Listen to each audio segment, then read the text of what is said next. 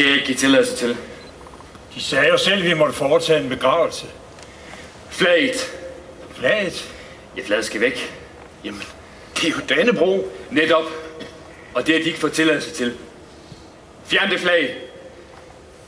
Det er en dansk begravelse. Det er meget muligt. Men I er under tysk styre. Jamen, det er det danske flag. Det er imod reglementet. Kan vi da ikke se? Det er engelske flyvere. Det er fjenden.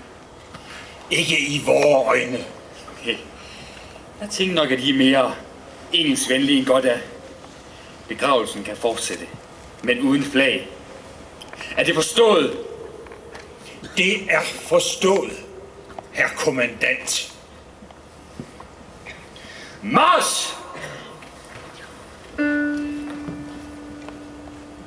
Dejlig er jorden, rigtig er Guds himmel, skøn er stjernernes spilden skær.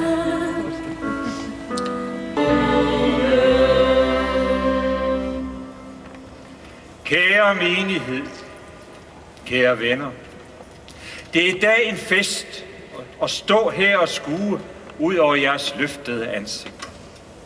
Ansigter, der i dag er befriet for de værste panderynker.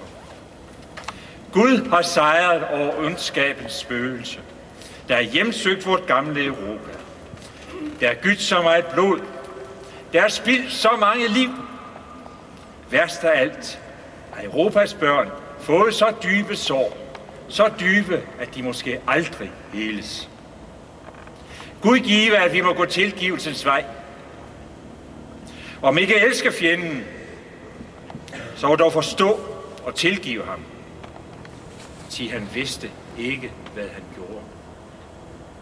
At de værste bødler kan være kærlige familiefædre, er et tegn på, at vi mennesker er en mærkelig sammensætning af det gode og det onde.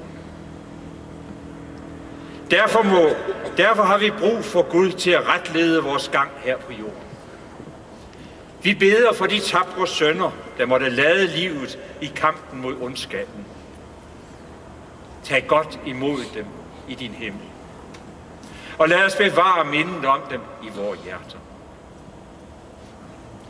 Se til os i vores store sorg over dem, vi mistede.